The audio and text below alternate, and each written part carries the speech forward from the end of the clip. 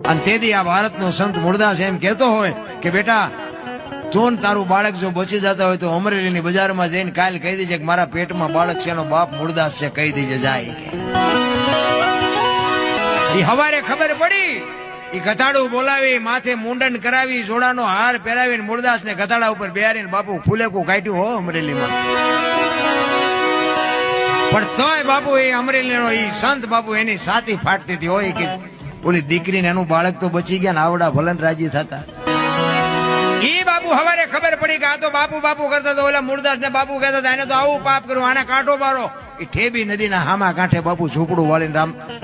મૂળદાસ બાપુ રહેવા જાય એને વિચાર થયો કે હવે આ જગત મારું માને નહીં મને કોઈ સમજી ન કે જામનગર દરબાર અમારા સ્ટેટ એને કંઠી બંધાવેલી એને મૂળદાસભાઈ એને એમ થયું કે ગમે એમ તો દરબાર છે રાજા છે એ મારી વાતને સમજી શકે એ અમરેલી થી બાપુ અહીંયા જાય